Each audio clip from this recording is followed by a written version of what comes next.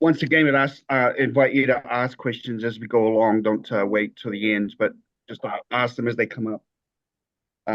It helps engage in a conversation that maybe makes it more meaningful. And the questions are very important because they pull me into your mind so that I can sort of start to see it from your perspective and understand what's missing or what I'm not being clear about. Just as a context for that. So law of one, there's a couple of sections where it talks about the harvest or graduation and the process we go through to do that. So that's kind of what we're going to look at today, along with a couple of peripheral things like some exercises he gives and things like that. So we're talking about section 10. Don asks Ra, when a graduation occurs and an entity or entities move at the end of the cycle from one planet to another, by what means do they go from one planet to the other? And Ra says, in the scheme of the Creator, the first step of the mind, body, spirit, totality, beingness, so that's the whole beingness of you as an entity, is to place its mind, body, spirit complex distortion, which is you as an individual, in the proper place of love and light. So the Creator, in other words, is going to put you, that their object is to find where are you at in the spectrum of light and love, the balance between those two. And that's what determines essentially what you get incarnated into, which density, if you like, or which level of love and light, because the densities are actually love and light vibratory densities. And so they want to put you in the one that you're resonating with so that it's the most comfortable and the most beneficial for you. So they don't hold people back or push people forward. They just assess as you're growing, where are you at in your growth spiritually, which they measure by love light, so that we can put you in the right class for next semester, if you want to use the university analogy. He goes on, this is done to ensure proper healing of the individual complex and eventual attunement with the totality beingness complex, meaning basically the Creator.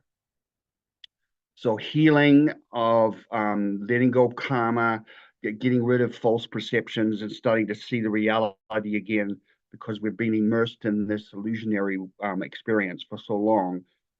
Sometimes it takes a little bit for us to sort of realize that we're not in it anymore and start seeing things as they really are, having the veil kind of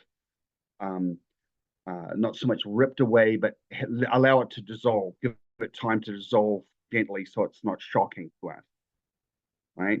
This takes a very variable length of your time because it depends on the individual. Many people who really wake up during this end of the cycle and this part of life, it won't be a very long time because they'll know what to expect and they'll be already have done a lot of the work. Whereas there's others who have done no real spiritual work. And so for them, it will take maybe more time or considerable amount more time. So this takes a variable length of your time space. After this is accomplished, the experience of the cycle is dissolved and filtered until only the dissolution of distortions in its purest form remain. Just think about that statement. The experience of the cycle of your lifetime are many lifetimes in third density, the cycle of the last density you were in.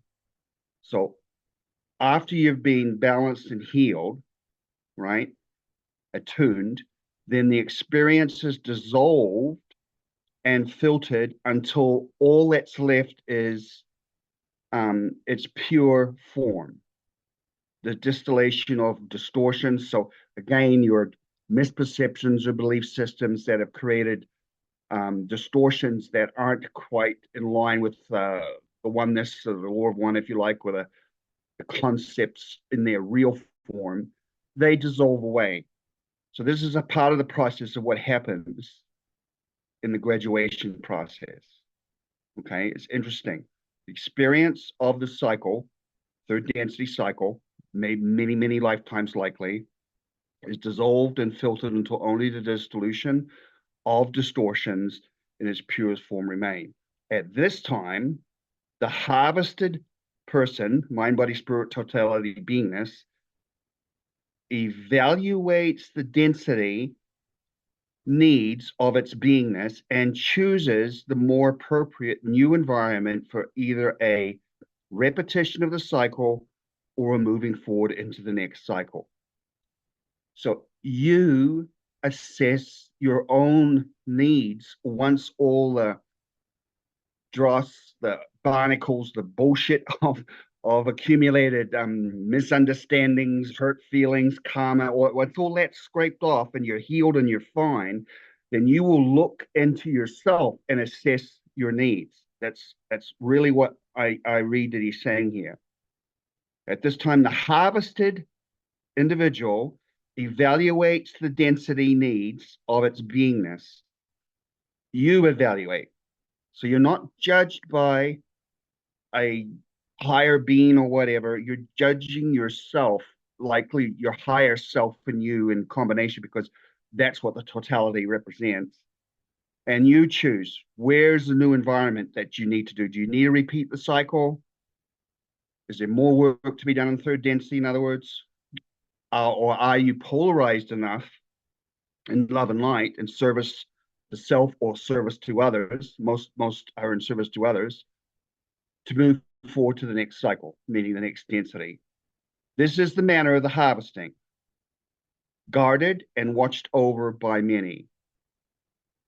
So nobody is lost in the shuffle. There's no soul traps that lock you into something that you're imprisoned and not needing to do it unless that's part of what you're choosing. It's all about being clear. First, they clear off all the bullshit that we accumulate. It's about the best way to say it.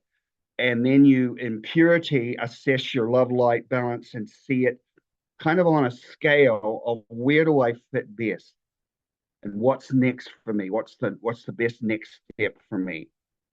And you make that determination in sync with your purest perceptions. It reminds me of what Paul said in First Corinthians. When I was a child, I spoke as a child. When I become a man, I put away childish things. Now I see through a glass darkly, but then face to face. Now I know in part, but then shall I know, even as I am known. Now in this life, we see through a glass darkly, and we know in part. But then, clearly by this, you will know in purity. You will see clearly, and you will know as you are known. So it's the concept of how to assess what happens and who decides who goes where. Really, it's all your choice. Any questions about that?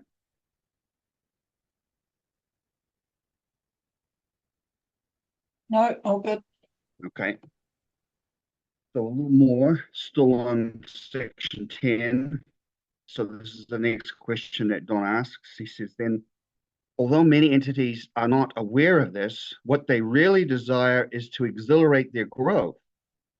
And it is their job to discover this while incarnate. Is this correct? Now, Rod says this is correct. So the way he's stating this is quite powerful. So to exhilarate their growth, and it's their job to figure that out while they're here in their incarnate position. Is this correct? That they can exhilarate their growth much more while incarnate in third density than in between incarnations of the density? Yes, correct. We shall attempt to speak upon this concept. So he goes on to clarify. The law of one has as one of its primal distortions of the free will distortion. And that's the first distortion. Distortions aren't meaning that it's bad. It's just every sort of separate entity is in a sense a distortion of the first pure infinite being, in a sense, because right, because it's become a finite version of the infinite. That's a distortion. One of the things that's clear is that they give that finite expression of the infinite free will to choose how or they'll grow, what direction they'll grow, what their experience and growth will be as they progress through. So the law one has as its primal distortion the free will distortion. Thus, each entity is free to accept, reject, or ignore the mind-body-spirit complexes about it and ignore the creation itself. So accept, reject, or ignore other people and even the creation itself. You're free to believe how you want to believe, to interact with people how you want to interact, in other words. There are many among your social memory complex distortion who, at this space-time, time-space, engage daily, as you would put it, in the working upon the law of one in one of its primal distortions, that is, the ways of love. However, if this same entity, being biased from the depths of its soul, basically, mind, body, spirit complex towards love light, were then to accept responsibility for each moment of the time space of their experience, accumulation of present moments available to it, such an entity can empower its progress in much more in much the same way as we describe the empowering of the call of your social memory complex to the Confederation. Let me sort of try and paraphrase what he's saying here, because it's very, very deep and it's very empowering. He says that many people walk through mortality and they're engaged in the ways of love. They're seeking love. And in fact, that's the primal motive for service to self or service to others. Service to self is a choice of how you would seek love. And it's self-love to the point of selfishness to the nth degree. Whereas most people, and that's actually a distortion, but that's a whole nother topic. They're motivated to seek love. Others are motivated to seek love by serving others and by wanting to be of service to others, compassionate to others, right? So as we go through doing that, that same entity that's doing that from the depths of their soul, basically, toward their alignment towards love and light, if they were then to accept responsibility for each moment, now that's very, very key. It really aligns well with what Rupert speaks about, what Eckhart speaks about, being here now, be in the moment, responsibility for each moment of the accumulation of present moments available to it. That is a key, and if that entity does that, such an entity can empower its progress. In other words, quantum leap its progress, can advance its development spiritually very, very powerfully by just doing that one thing. In much the same way, and he's describing there about how if enough people call upon the Confederation for help, they are compelled to offer their service as helpers. And that actually opens the door. So he's comparing it to that kind of concept. So you really have a key there to taking control of your spiritual growth. And it is to learn to be present centered. Don't allow yourself to be lost in the experience of past regrets or future anxiety and worries, but be in present beingness now. And I couldn't recommend a better book than Eckhart's book on Being Here Now that talks about wonderful ways that you can advance in that understanding of how to apply that. So that's one of the keys to being able to get really, really well ahead of the curve, not just graduate, but graduate with honors, to really advance what you're doing while you're incarnate in third density, right? To advance your growth spiritually. Questions about that?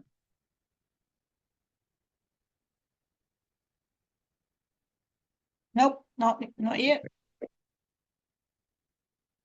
So then he goes on, again, it's still in section 10, and Don just sort of asks some general questions about, well, what can people do to really align with the law of one? So it's following on from the discussion about ascension, about being present in the moment. And so he says, for general development of the reader of this book, meaning because he just finished asking a little more about the title of the book. It's right at the beginning of when the channeling was happening, section 10. Could you state some of the practices or exercises to perform to produce an exhilaration towards the law of one? In other words, right, you've said be fully present now, but give me more on that, is kind of what I read Don saying here. And then Ra gives him 4 exercises. And so these are kind of interesting to note. He says, exercise 1, the moment contains love. So there again, be present in the moment and seek to see the love in that moment. That is the lesson goal of this illusion or density. If that is such a short statement, but that's the point. See, that's the point of this life, is to learn to see love in all moments, in every moment. Be present in the moment. That is the lesson. And be present in the moment, seeing love in that moment. That's the goal of this illusion or density, of third density. The exercise is to consciously seek that love in awareness and understanding distortions. So be present in your awareness and seek to understand what you bring as far as your beliefs and your history that sometimes can distort the experience to make it a negative experience. Can you see through that and still see love in the experience? It goes on. The first attempt is the cornerstone. Upon this choosing rests the remainder of the life experience of an entity. So the first attempt to truly present yourself and become, so that's kind of like the epiphany experience of awakening, right? Is the cornerstone, and then you continue to build upon that. So upon the choosing rests the remainder of the life experience of an entity. The second seeking of love within the moment begins the addition. So here's he's going to go into a concept like the law of squares, whereas the more you do it, the more you make this a habit. Okay, he's talking about an exercise or a practice that we can adopt. The more you do this, the more powerful it becomes. The third seeking powers the second, and the fourth powers and the fourth powering or doubling the third. So he gets into that kind of concept, but it's really basically the law of squares. So the more you do it, it's not just sort of adding one more step. It actually starts the quantum leap itself, if you understand what I mean by that. As with the previous types of empowerment, there will be some loss of power due to flaws within the seeking and the distortion of insincerity. However, the conscious statement of self to self, of the desire to seek love, is so central an act of will that, as before, the loss of power due to the function is inconsequential. So there's the first exercise. Exercise 1: seek love in the moment, make it present in your awareness, be present in the moment. One of the questions that Eckhart says, and Rupert uses this as well, is ask yourself, am I aware? Or who is it? Or what is it that's aware? And then in that say, am I aware of the love in this moment? Is the addition that Ra would add to that. So let's go through the next 3 exercises. They're kind of quicker. That was the main one because it's the foundation one. Exercise 2, the universe is one being, which is the whole premise of the law of one. When a mind, body, spirit complex, an individual, views another individual see the creator. This is a helpful exercise. So exercise 2 is look for the creator in every other self or every other person. Um, isn't that interesting? So you're looking to see the divine love in them. So it's another version of the first one, to see love in every moment, to see love and light and divinity in every person. The concept of namaste. I honor the God within you. That's exercise 2.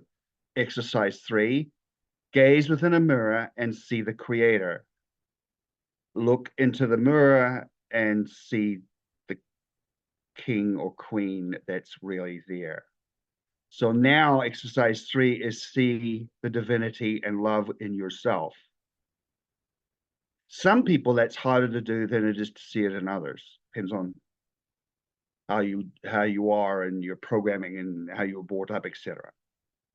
Exercise 4, gaze at the creation, so the world, the beauty of the world, which lies about the person, the mind, body, spirit complex of each entity. See the creator. So see the beauty and the love in the creation.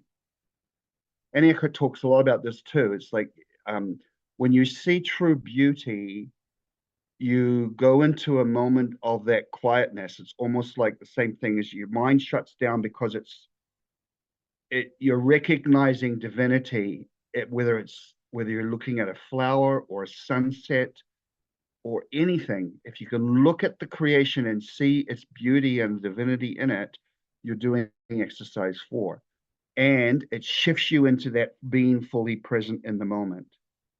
So these all really tie together, don't they? They're sort of different aspects of the same concept of being fully present in the moment and seeing love in that moment, recognizing the divinity in others, in self, in the creation.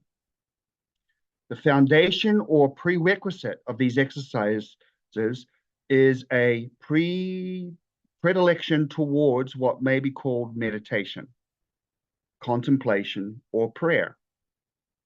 With this attitude, these exercises can be processed. Without it, the data will not sink down into the roots of the tree of mind, thus enabling and ennobling the body and touching the spirit. So being present in a meditative process or prayerful process, whatever works for you, process through being present and seeing love in each moment, each person, each aspect of the creation. Those are the 4 exercises Ra gives to supercharge your spiritual love light development and prepare you for the graduation or harvest experience. Questions about that?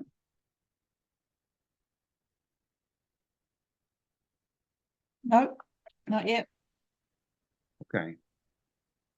So now we're going to go into a different section, but it's talking about the third density choice and the axis on which creation turns. This relates, we'll pull it together in a minute. So Don asks this, and this is more about the timing of changing from one density to another, which is interesting. And one of the key points that he's going to make here is, why is third density so short compared to all the others? Because the others are several billion years long. Okay, this one's only 75,000. It's like a blink of an eye compared to how long you spend in first, second, fourth, fifth, and sixth, and probably seventh densities. This is a very short one. So Don asks, did you not state, and this is referring back to something else that's happened after 76 into encounters, did you not state that the second density was 4.6 billion with a B? Is that correct? Yes, that's correct. So in other words, you spent 4.6 billion years as a second density being, as a dog and a cat and an insect and a plant and a tree. And, you know, some people haven't evolved much more out of being a plant or a tree, but that's just a mental thing. They have to make the choices to seek out more than just sort of standing around observing things. But you've spent a lot of time in the life history of your eternal soul in second density, about the same, maybe even longer in first density. So when we look at time, again, time is only really relative to us. The other densities don't see and experience time anywhere near like we do, and but it's hard for us to conceive of that because we're so locked into a perceptual paradigm of time that it's very, very difficult for us to perceive outside of that. Then he says, Don says, well, then we have a third density that is, comparatively speaking, a twinkle of an eye, the snap of a finger in time compared with the others. Why does the third density cycle so extremely, why does the third density cycle so extremely rapidly compare the first and second? And Ra says the third density is a choice. And Don don't want to leave that behind. So he goes, third density then, it appears, is compared to the rest of the densities, all of them, nothing but a uniquely short period of what we consider to be time, and is then for the purpose of the choice, and is then for the purpose of this choice. Is this correct? That's precisely correct. The prelude to choice must encompass the laying of the foundation. The laying of the foundation was done in first and second densities. That's why they took so long. That's the prelude to third density, the choice. The establishment of the illusion and the viability of that which can be made spiritually viable. The remainder of the densities is continuous refining of the choice. So the foundation in first and second was to set that up to make it viable for the illusion, the viable for the building this concept of the school, if you like, to make it viable for us to progress into a level where we can make the choice, where we understand that the choice consequences and we understand the nuance of which way do we go in the polarity that happens in the choice, right? After we've made that choice, he says the remainder of the densities, that's fourth, fifth, sixth, and seventh, is continuous refining of that choice. So if you choose to be in service to self, you're going to refine that up through fourth, fifth, and the halfway through sixth.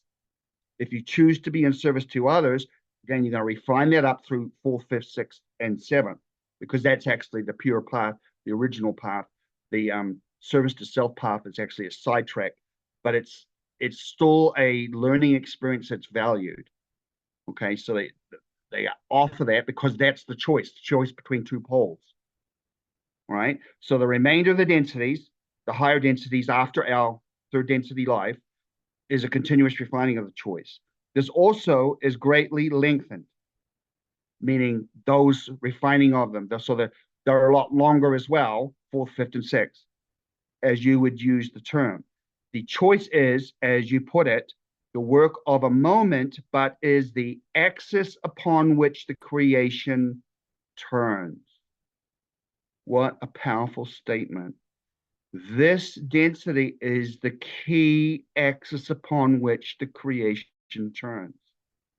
This is where you choose the vibratory configuration of your evolutionary process through billions, with a B, years to come.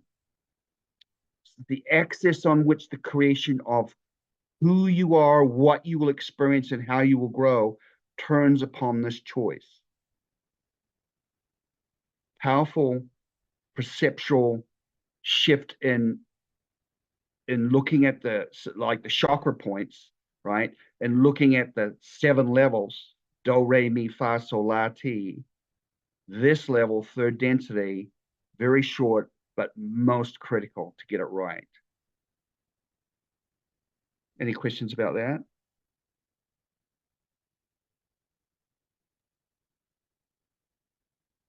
Yes, Lou.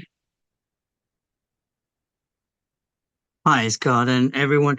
Yeah, being so critical, does that mean that, for example, the people that had chosen service to self will remain along this path all the way up until they reincarnate in a different way? Or uh, how can they change that? Yeah. Since this is the turning point. But if they miss it, then will they have a chance on another density? Yeah. If I hear your question right, that is why this is such a critical density, and that's why many won't be harvested, even though they've gone through the 75,000 years. They'll go through it again and maybe even again, because they have to get out of what Ra called the sinkhole of indifference, where they're not quite 51% service to others, but they're certainly not 95% service to self. They're in between that. And that means that they're neither hot nor cold, is the concept, right? So they have to come back until they make enough commitment to the choice. And it happens over many, many lifetimes, where once they graduate, if they're going to graduate in service to self, they willingly choose it. Service to self graduation is a graduation of separateness. They invest a lot longer in a feeling of being a separate self and not so connected. Selfishness is a very separate thing. In fact, the reason that those who choose that don't usually access their higher self, because Raz said the first separation is self from self. They don't want to talk to their higher self. They are so invested in just being, it's all about me. Okay. And so they continue on in fourth density, refining that choice, becoming even more intense with that. Fifth density, they start to isolate in fifth density and become a lot more wise and start to realize the nuance of it. In sixth density, they almost go into a hermit mode, because they realize that at the end of they're at the end of the journey they've gone on their shortcut sidetrack road, and that it's not leading them where they wanted to, and they have to learn to transition into love and service to others there. So they will stay often on that path. Now, there are opportunities apparently for some to jump ship at each of the graduations to from fourth to fifth and from fifth to sixth. They can say, I want to, and choose to polarize to the other side, but it's very difficult for them to do that once they've made that commitment. Because part of what they make in that commitment is to give up their freedom of choice to a point, almost like you do when you go in the military. Very similar to that concept. You give up your freedom of choice in the military to a point where you commit to do what you're damn well told, right? And you don't have to agree with what your superior officer tells you, but you do have to do it. They don't have to ask for your opinion or input. You just have to know what they want, and you have to follow that through. That's kind of how the mentality is in the negative polarity through fourth and fifth and halfway through sixth. They eventually come back into unison in the middle of sixth. So all of us come back together in sixth density, because that's the density of balancing love and light, light and love. Fourth density is the density of love. Fifth density is, they call it love and understanding. They equate those. Fifth density is the density of light and wisdom. Sixth density is the density of balance, love, light, light, love. The harmony of that. They can't harmonize that until they open themselves up to love others as they love themselves. So that's where it becomes a block for them. They can't progress beyond the third chakra, if you like, level of sixth density until they can open up to love others. And so that's where they go through a really, really traumatic paradigm shift about their perception of who they are and who others are. Until then, they see all other beings as tools to help them advance, or obstacles to get out of the way so they can advance, and some sense of that. Did I answer your question? Yeah. I can see that in different words. It's like the road to ascension is defined by the degree of unity. The more you reject, the less unity. Therefore, you deviate from the main road. So everything at the end relates to unity, to harmony, to oneness. Yes, it all comes back to that, And- and that's exactly right. Yeah. So Yeah. then this service to self is just pure selfishness. Yes, it's a Okay. sidetrack and it's a cul-de-sac because it has a dead end that they can't get out of, so they have to come back to service to others in the end. But they have to get to a point where it's like they play out all the cards of selfishness to the point they get to where they Yeah. say, "Oh, there's nothing left in this for me." Yeah, Yeah. There are no more cards. right. I've played the Right. game fully. I've gotten everything I can for me, and I can't go any further. There's nothing more to get. Oh, but those guys are advancing over there. I need to switch camps. It's kind of like the epiphany. And how am I going to do that? And that's the challenge for them. Yeah. Okay. Okay. Thank you. You bet. Any more? We go on. Yep, Go on. Judy. Okay. Hi, Judy. Hi, Scott.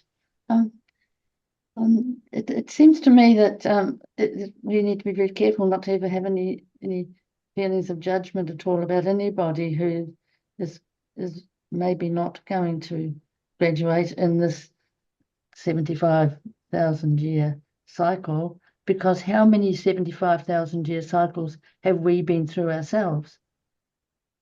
Yes. You know, I think this that's might be very my wise. third 75 year, and I've been in the same place as they've been. We all have been. Yeah. It's So- like looking at people on a journey. So they're on a long walk. Like I picture something like Gandhi when they walked to the sea to make salt, and there was hundreds, maybe thousands of people in a big long line that probably went on for miles and miles. Just because you're not at the front of the line with Gandhi doesn't mean you're still not on the path. You just might be towards the back of the line or somewhere in the middle. People will take as long as they need to take. And it's really not about, it's not a race. See, it's just everybody's going to get to the beach sooner or later. Everybody will get there. And some people just need to have time to wander about for a while. I remember the vision I had of this great huge valley with this big mountain in the center of it that was really, it looked a lot like Mount Taranaki, you know, a cone mountain. And there was all these spiritual temples and buildings around the base of the mountain. And there was all these different tracks that led up through the bush up onto the mountain, going in different directions and places. Most of the people were just messing around in the valley. They didn't even care about the mountain. Well, the mountain represented spiritual growth. Ascension represented climbing the mountain, being spiritually aware and seeking out what's in the spiritual mountain. But a good large number of the population were all messing around in the valley doing the normal busy work, occupying themselves with life in the valley, trading and selling and doing whatever they were doing in the valley. Gave no thought of the mountain. It's just whatever. They would have had no draw to it. Others were drawn to it and got stuck in the buildings around the base, where they could go and meet and just sort of have a good time talking to their friends. Some got some spiritual light there about the mountain, and then once in a while, someone would sneak out one of the back doors or go around the side of it and start climbing the mountain themselves. Everybody eventually, depending on where they are in their life cycle, is drawn to the mountain. But some people will spend many lifetimes and maybe many versions of third density just being distracted by what's going on in the valley, because it's third density is quite distracting that way. It's easy to be busy all the time, especially in our day and age. And so you're right. It is a good caution to not judge others because they're not going to be ready to graduate. How long did it take us to get to the point where we were even interested in those things? Yeah. We don't know yet. And maybe when the veil's lifted, that's when you can sort of say, wow, you know, it took me a while to get here. So bless them. They're on their journey. And sooner or later, the lights will go on and they'll say, I really want to see what's on that mountain. But until that happens to them, they're just going through the experience of being in third density and making choices of how they're going to love, and having the experience of their karma, having the concepts kind of slowly open up and unveil to them as whatever speed and whatever timing is right for them.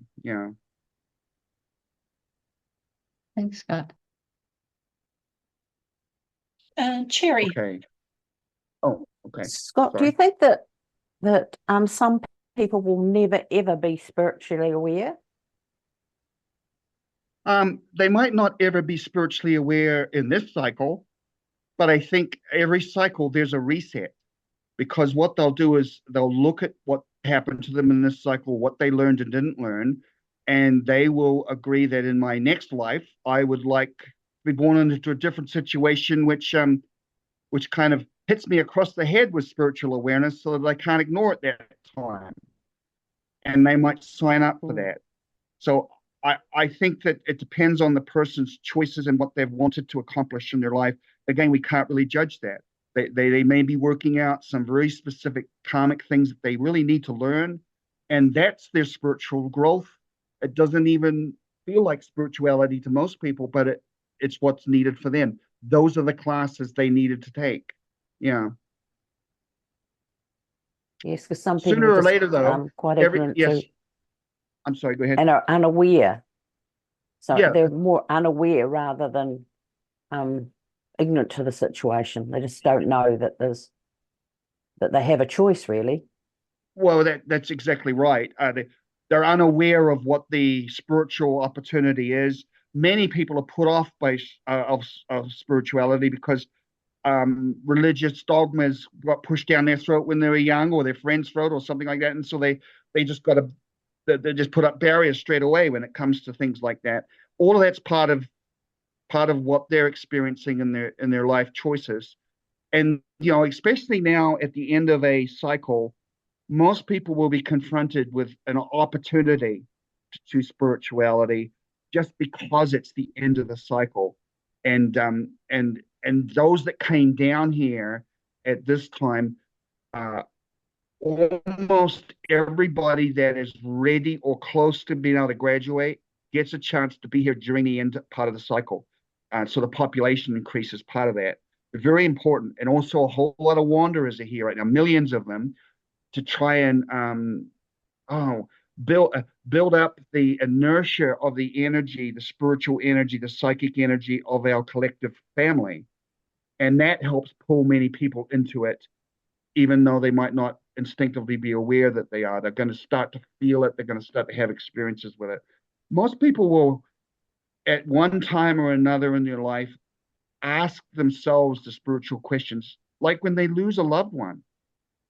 How can you lose somebody that you love without wondering if you'll ever have the experience of being in their presence again, or what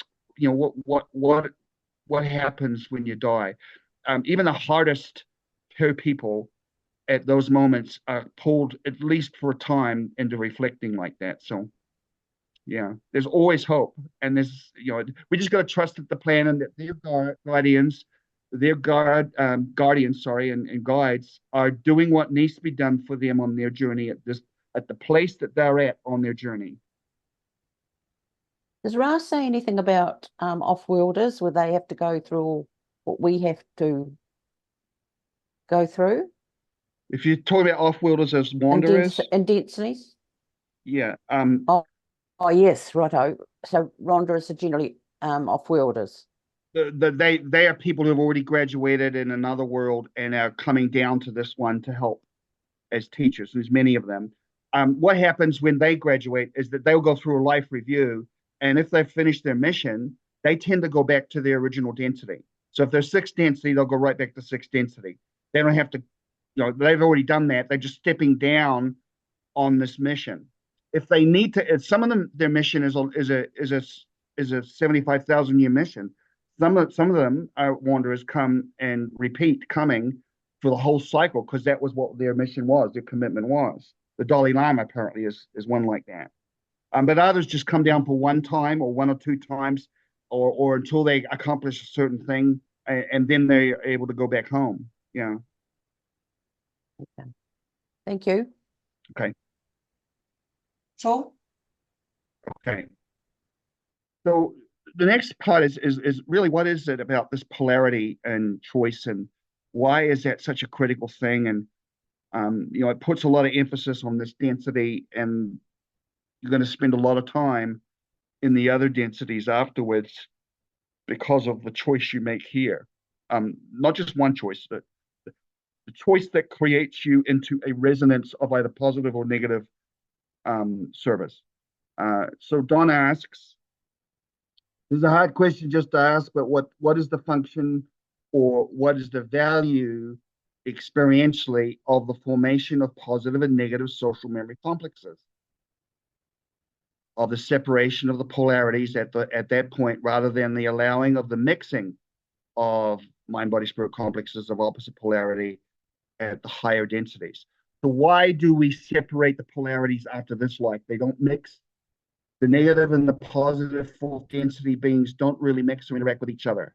The only place they really do have an interaction is when they are trying to help or not help third density beings. So this is the battleground where they will, and they're fighting over us. They're trying to tempt you to do, entice you to do loving, kind, selfless things. And so that's why he's asking it that way. Why the polarity then? So Ras says the purpose of polarity is to develop the potential to do work. This is the great characteristic of those, shall we say, experiments which have evolved since the concept of the choice was appreciated. And well, he's saying a lot there, but remember we talked about how for a long time, third density wasn't veiled, and it became not the shortest, but one of the longest densities, because people would just sort of hang out and have fun, and they wouldn't spiritually grow very much. So very few were graduating, and they'd repeat it and repeat it and repeat it. When they decided to do something about that, the thing they did was to create the veil, which is when they started calling people mind, body, spirit complexes. Before then, they just called people mind, body, spirits. Okay, that's just another caveat. When that happened, that was an experiment. They wanted to see, would that help or hurt? Is that good? And what it turns out is, as Ra talks about this, is eternity, infinity does that a lot. They're like, let's try this, let's try that. And when one group does something that seems to be really beneficial, all the others instantly do the same thing. So once one group tried the veil in third density and saw how powerful it was at motivating people to do spiritual work, to grow, everybody veils in third density now throughout the whole of infinity. Okay. And so this is kind of how he's framing this. So it's one of the great characteristics of those, shall we say, experiments which have evolved since the concept of the choice. The concept of the choice came with the veil, was appreciated. Work is done far more efficiently and with greater purity, intensity, and variety by the voluntary searching of mind, body, spirit complexes of the lessons of third and fourth densities. So the wanting, the choosing, the seeking out of, is there a God? Is there life after? The not knowing makes a great impetus or pull in people to want to know, to ask the questions, to seek it out. That's the work. That's what was missing when we weren't veiled. Okay. And that continues on both in third and fourth density. The action, so fourth density, you're also seeking out that level of love, that intensity of love. You're veiled then, but then you're refining it, and you spend several billion years doing that.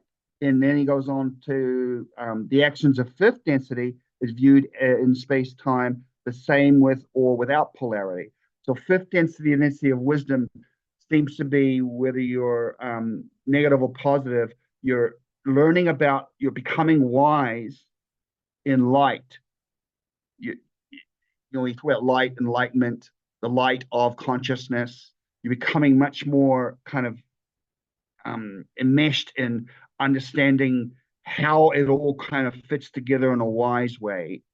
And he's saying here that it's really the same. It doesn't matter which polarity. However, viewed in the time space, the experiences of wisdom, meaning fifth density, are greatly enlarged and deepened due again to the voluntary nature of polarized mind, body, spirit actions. And so what he's saying there is that experience of wisdom or fifth density is enlarged and deepened depending on which pole you're on. The actual the highest beings that were sent to attack Carla and Don when they were doing the channeling were always negative fifth density beings. They weren't sixth density beings. Sixth density beings disengage at that point because they're going into a lot of self-reflection on how to balance this imbalance they have between light and love, because they've only loved one being. They've only loved themselves. And they have to kind of so they become, even though they're the highest level beings in the negative part, they don't engage in the warfare or in the accumulation of more stuff, if you like, that the fifth and fourth density beings do. So the minions, if you like, the demonic minions that tempt and try and get people to be selfish or evil, are fourth primarily and fifth occasionally level beings on the negative path. And they mainly focus their interactions on the veiled third density beings, because this is where we can be influenced to make a choice to follow them, to sign up for their military, their military kind of conquest actions, rather than to sign up for the voluntary living choice in love and light. So he's giving you sort of an explanation there of why this polarity choice is so important, and then how it impacts through the other densities. Does that make sense? I think this is the last one. So Don goes into saying to Ra, well, give me an idea of what your experience was, given you were 2.6 billion years ago, a third density being like we are. Give us a sense of what your life or journey and eternal journey has been as Ra. So he says here, could you tell me of the development of the social memory complex Ra, from the first beginnings, and what catalyst it used to get to where it is now in activation of rays? So he's asking through the densities, basically the chakra rays. Ra says, we who experience the vibratory density upon that planetary sphere which you call Venus were fortunate in being able to move in harmony with the planetary vibrations, with a harmonious graduation to second, to third, and to fourth, and a greatly exhilarated fourth density experience. So one of the key characteristics of life on Venus as a third density being part of the Ra family was it was much more of a harmonious society than what we are. And actually, he refers to that many times in the books as a reason why they consider themselves naive, because they tried things with us to help us, like the pyramids, other things that they did, both with Atlantis and Egypt, etc., that actually backfired. That they tried to teach us things and give us things that helped them when they were third density, because they naively thought, hey, those kind of things were of great benefit to us. Let's give it to the humans on Earth. And our society is much more warring and much more contentious and much more tribal than theirs was. And because of that, they were naive about the impact that those teachings could have. Okay, so that's kind of what he's sort of referring to there. We spent much time, space, if you will, in fifth density. That's the density of light or wisdom, balancing the intense compassion we had gained in fourth density, which is the density of love. The graduation, again, was harmonious, and our social memory complex, which had become most firmly cemented in fourth density, remained of a very strong and helpful nature. So they graduated very much full of love. Their actual journey was in fourth density. It was very, very powerful in love, and then they had to balance that. So they spent a lot of time in fifth density balancing that with wisdom. Our sixth density work was also exhilarated because of the harmony of our social memory complex.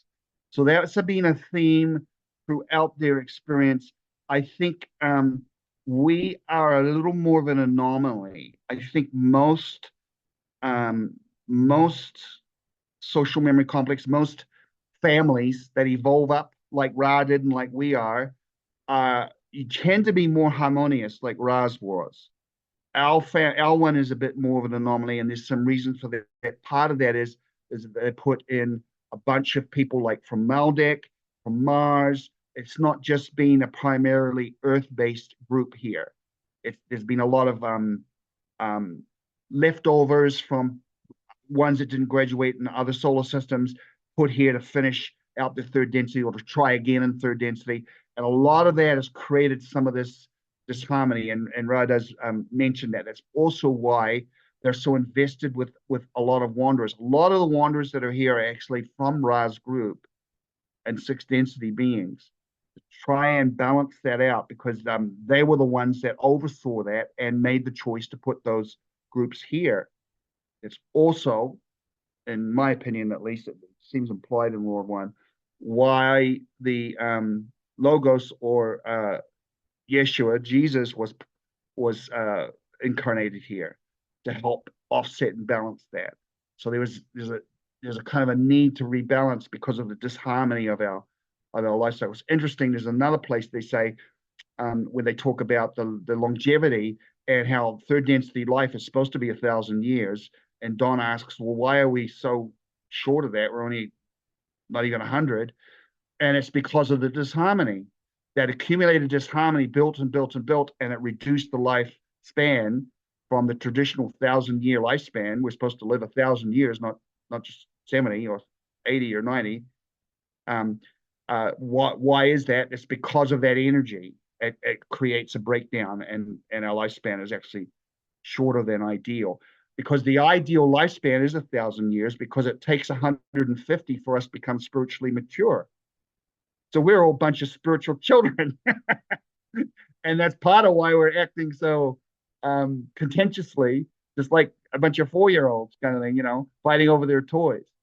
So that's all kind of what happened in their one. They had much more harmony. So again, our sixth density work was also exhilarated because of the harmony of the social memory complex, meaning their family, the group, so that we were able to set out as members of the Confederation to even more swiftly approach graduation to seventh density. And Ra said in other places, they are at the top of sixth density going to seventh. And I think the only thing holding them back is us. Once we fully graduate into fourth, Ra will go into seventh. Seems like this is kind of a final task that they need to finish out. Our harmony, however, has been a grievous source of naivety. I'll hear it here as regards to working with your planet. And so that's him painting the picture of how they went. Our story will be a little different, and implied in this that some groups spend longer in some densities than others, depending upon the need of the group. Okay, so it's not just set in stone.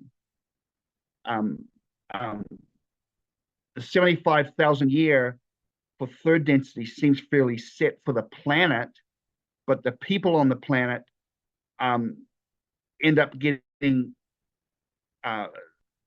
farmed out to lots of different places after the planet evolves, like our Earth will do. Some graduating with it, some going to positive or negative density fourth. Many not graduating will end up in another family unit in the third density planet in another solar system. And so, it really depends on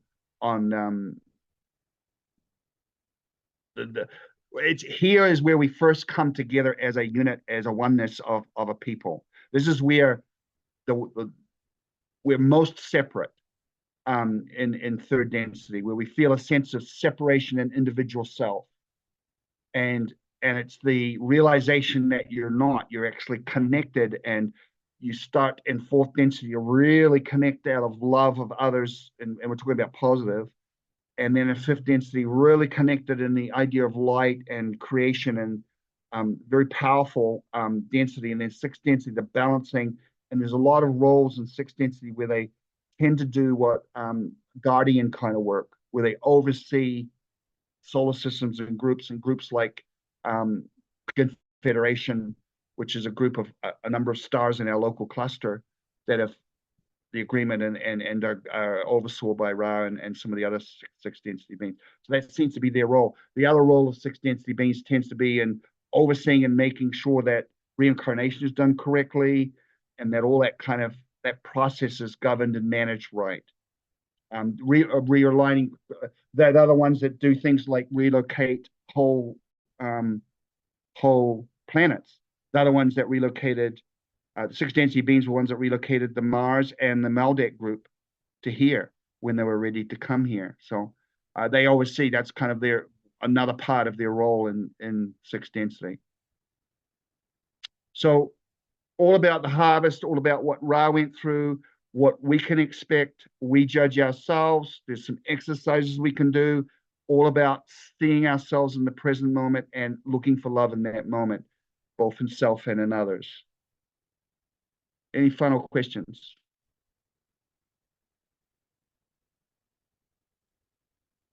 Yes, Lou.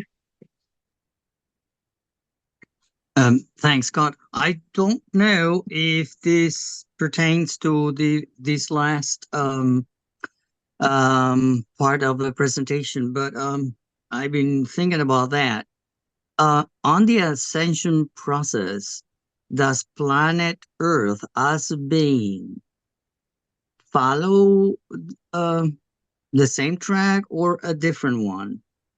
Or is that defined by the beings that inhabit the planet?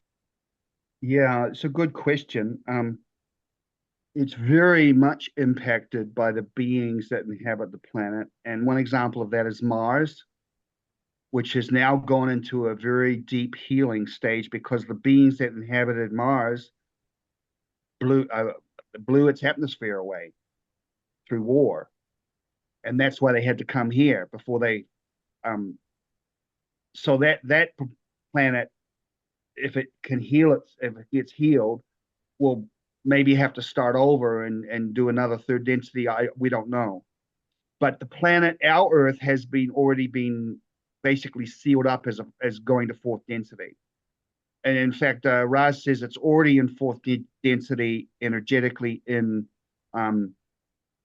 time space. It's just because it all happens in time space or spiritual space, if you like, the life after death space, already in fourth density. So right now, it's kind of got both of them going on. For it to happen in space time, which is what we're living in right now, it's taking a bit of effort because of the disharmony of the people. So one of the key things is I'm creating a harmonic resonance, a dominant harmonic resonance in the people. Once those that are spiritually awakened are a dominant resonance, they don't have to be dominant in number, but their energy magnifies to a dominant point that will allow the Earth to fully transition. So most planets do go through all of the densities it seems, but it's not a guarantee. Maldek got blown to bits and is just a pile of rocks now, and that was once a life-supporting living planet. So, and there's other planets that Ra talks about. I think he talks about Uranus as being a first density planet right now, that it has the potential to support life in the future, but right now it's in first density. So it seems like they progress through the same levels, but they might have a different criteria for what their graduation is and what their service is and how that as a being, what is that life like? I don't know. A planet evolving likely into something close to a son or even into a son. I don't know. I don't know how that works out. He doesn't go into a lot of detail on that, but it's certainly implied they do go through the same 7 levels as we do. If their family allows it, if they don't blow them up, yeah. Yeah. Okay. I have another question. What happened with the ones left on this split, on this separation? This is difficult to say. I'm talking about loved ones on this density. I'm talking about the people that we had been exposed to. We have learned from them. They have learned from us. Is there a chance that we, once there is this separation, that these beings, these two beings, will meet again? Yeah. Or will encounter somewhere, somehow? Yeah. I would say it like this. All of your loved ones are still part of the one unity consciousness. We only feel separate and we only feel lost or separated from them because of the veil. When we die and you go and the veil's removed, just by thinking of them brings their presence back to you. It's not about being separated in space, time so much, because the other dimension in time space, it's easy to go back and forward and visit them. So let's give an example. Say you have a loved one, maybe it's let's just say you have a son or a daughter who doesn't graduate this time. And so they get reincarnated on planet so I don't know, name a planet whatever, and they're doing third density on that planet, and you graduate. Well, if you really want to, I can't see any reason why you couldn't sign up to be their guardian and to be one of their guardian angels and guides. So why they're in mortality, if you still wish to be deeply involved in their lives and help them through third density on another planet, there's all sorts of roles that you can take on, you can sign up for. Again, free choice is paramount, and they're not going to say no, you're not ever allowed to see them again, because that's a violation of free choice.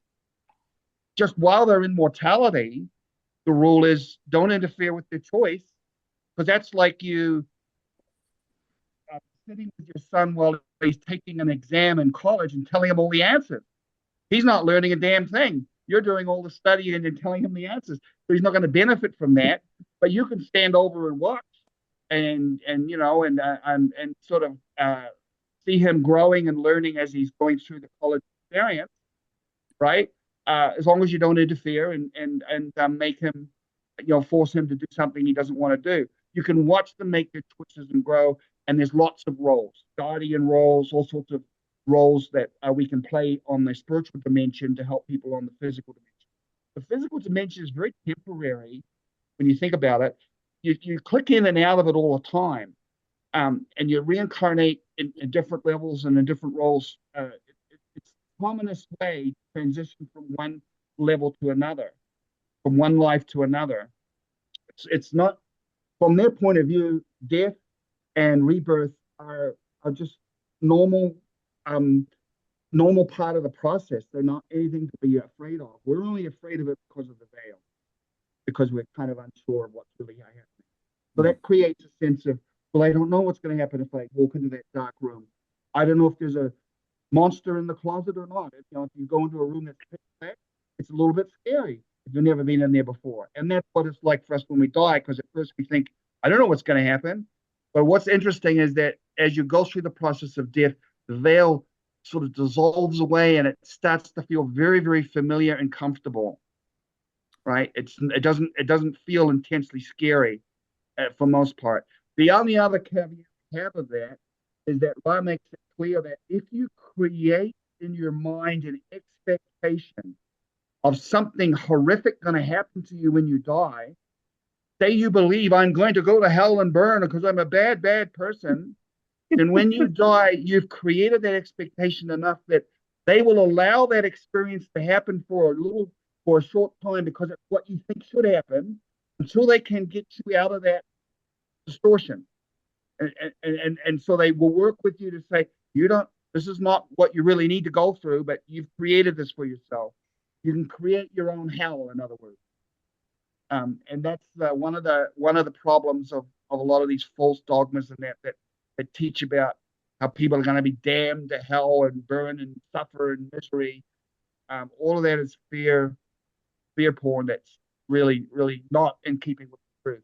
But if they believe it enough, they can create that environment for themselves, which is kind of a sad situation. That's kind of what the people in Maldek did for a while. They were so angry and in such fear from blowing themselves to bits. They were in this big knot that nobody could reach them. All of the others outside kept coming in to try to help them, and they couldn't reach them for several 100,000 years. Finally, they were able to reach them, and then they were able to help them unlock that knot and learn how to move forward. But they were traumatized by the choices they made as a planet. It blew up that planet. Yeah.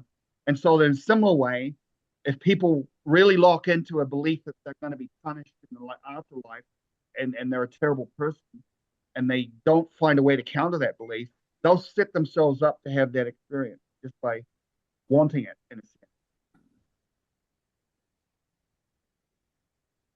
I kind of went off on a tangent there, but the short answer is you can be involved with those that you love, and you can, there's not separation like it is here. It feels for here as you move forward.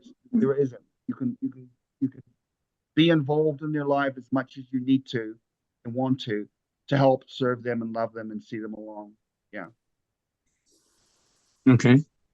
And do you think that there's a big chance that we all will remain together from this group? I guess. I hope. Yeah. There is a it depends on what you mean by that. Some people will go and be put onto another third density planet and become part of that group, but and others will evolve into fourth density as a system from this family. So there will be a bit of a separation. But your audio is cutting out. I think, are you sitting too close? Oh yeah, that might happen when is that better? Yeah. Okay. What they'll be for a certain period of time while they're still going through their university experience. They'll be separated from those who already graduate. But eventually, when everybody graduates, there'll be a great coming back together. And in fact, it's implied that in seventh density, all comes back into one. That is the density of full unity of consciousness, because then the creation goes in as a unit to the next creation.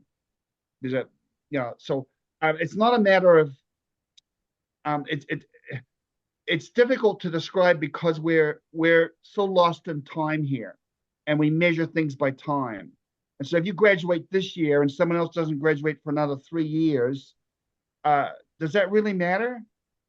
Right? Once you've both graduated, it's not going to matter. You're going to be at the same density anyway. It's just you got your diploma a few years before they did, but who cares, right?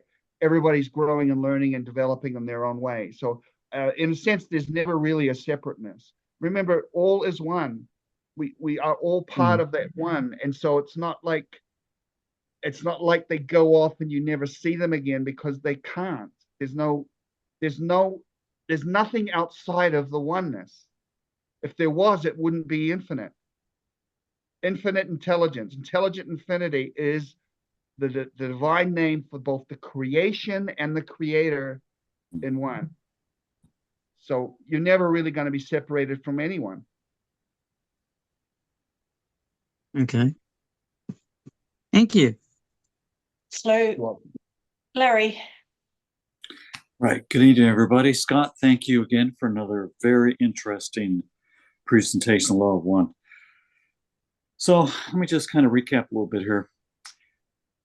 With the veil there, we're challenged to trust and have faith and to realize that there's no separation, that we're all one. And the reality is we can choose between service to self or service to others, but eventually we're going to choose service to others. Eventually, we'll have to progress.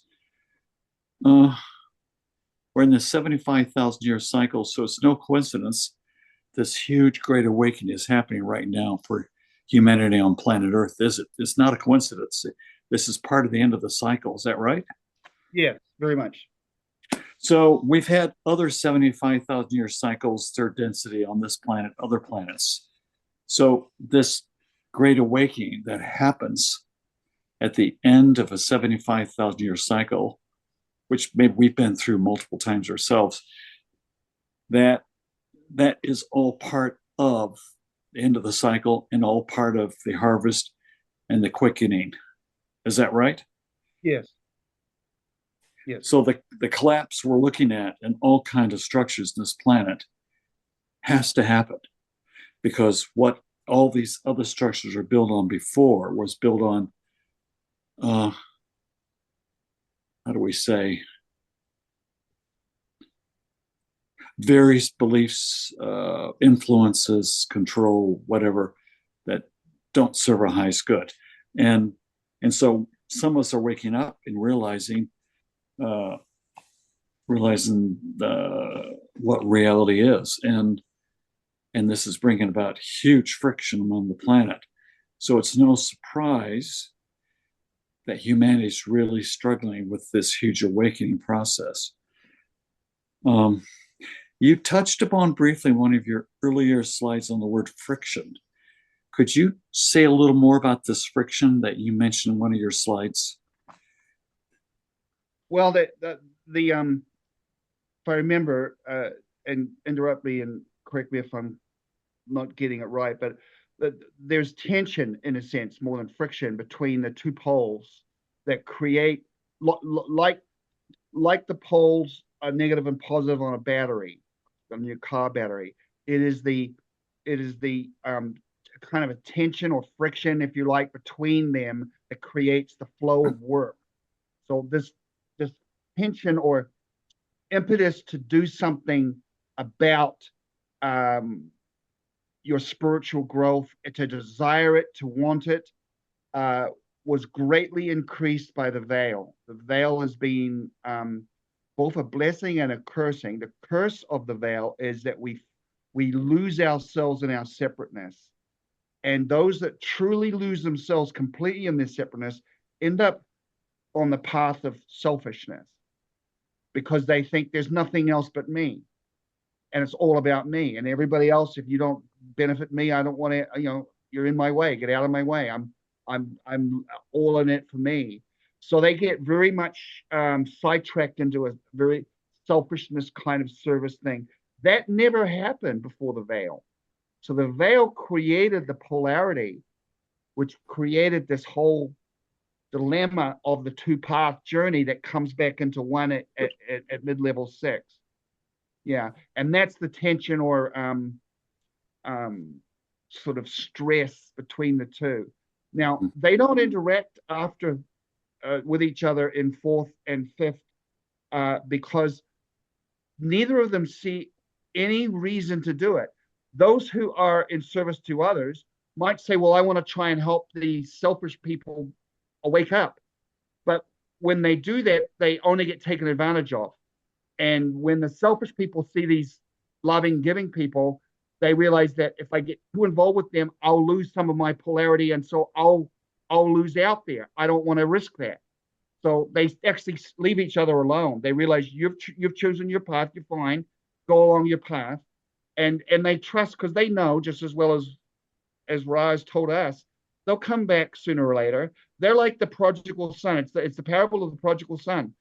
The rich young kid who goes off on his own and spends his whole inheritance in the whoring and doing all these horrible things, and then comes back, begs his father, can I just come back as a servant? And the father kills the fatted calf, and the son that stayed home is all pissed off because because the dad is so happy that the son came back. Well, that's kind of what happens with those that go on the negative path. They will come back. It's just a matter of when they've played out all of their choices on the selfish path to the point where they realize this is a dead end. I need to go back home. Right. Thank you, like Scott. prodigal son. Yeah. Thank you, Scott. So, I mean, I think a lot of us here are just really tired. We're spiritually exhausted from this whole war and all the self-examining reflection we're doing on our lives, especially since the last few years being part of this group. So I don't think I'm the only one who's feeling tired from this whole battle that's going on and trying to make some sense of it. The energy shift is tiring. And so that's a common thing, especially for spiritually sensitive people. The constant changing in the energy it does give you a sense of fatigue. The other thing that you said that I wanted to comment on, most of the structures that are in place that are going to fall apart are built on Orion group mentality. They're built on control, manipulation, deception, and stealing. And they do need to be dissolved. And so, yeah, we have to go through that transition, and we can't just wait. It's not going to be something that will happen magically overnight where divine beings will come down and just set it up the right way. We have to do our own work, but they're still helping us. But yeah, we have to set it right. Yeah. Right. And Scott, you just mentioned something I was going to ask you after this particular topic, which is, if you're going back to Penny Kelly's presentation, which many of us saw, and much of what she shared aligns with the law of one, we're not alone in this. So no matter how tired, exhausted we might feel from this whole spiritual fatigue of what we're dealing with, there's a lot of help available, but we do have to ask, and they are there. And I'm sure that Ra has talked about that, and you've mentioned as well, that we have to ask. They won't intervene, won't intrude, but there is a lot of support there from off-worlders, shall we say, for lack of a better word. Can you talk a little bit more about that? Yeah, they're very active in helping us, even if we don't ask, but where they're limited by our not asking. If you start asking and calling upon them and asking for them, that opens them up to be a lot more involved and help in an even deeper way, because they're answering the call, and we've chosen to allow them to do that. But they're all over there, very, very involved. This is, again, it's the axis upon which creation turns, right? For them as well as us, not just us. They're all looking at third density. Every time a third density planet graduates, it's a big deal, because it's a huge milestone in the whole evolution of the octave of all the densities. Everybody gains from that, and so they're all very invested in wanting to help promote a rich harvest, if you like, as rich as they can. And that's why the wanderers are willing to risk coming down, being veiled, forgetting who they are, maybe messing up their own life, but maybe not. They're willing to do that because they want to help with the harvest. They want a rich harvest. And if they can just help a couple of others get to the point where they pass the graduation vibration test, then it's been worth it. Yeah. So really, for the off-worlders and other different densities, whatever, observing us, participating, assisting when they can, we can be a tremendous source of joy, hope, and encouragement for them. Yeah, I don't think, I think that they are very much ecstatic every time somebody wakes up even a little bit, starts to ask the right questions, starts to open their heart, starts to live in the moment. I think those are moments that are celebrated beyond what we could probably even imagine. Yeah. So really staying in the very present moment, which is where power is, having faith and trusting, and knowing there is no separation. Those are some real keys to us to help us sustain us through these challenging times. Yes. That's what the 4 exercises were all about. Being Yeah. in the now and seeing love in every moment. Yeah. Yeah. And being love. Yeah. Mm. And that's really how you see it, isn't it? How can you see something that's beautiful without loving it? It's Yeah. almost impossible. Well, Yeah. so much of this is very similar to what the Christ taught when he was here on earth. Because he was teaching the law of one. They just Yeah. didn't call it that, but No. it's the same. It's always been the same teachings. Yeah. Yeah, absolutely. Yeah. Yeah. Fascinating. Well, thank you, Scott. Yeah, my pleasure. Thanks, Larry. All right. Thank you so much, Scott. That was wonderful. Yeah, my pleasure. Thanks for being interested.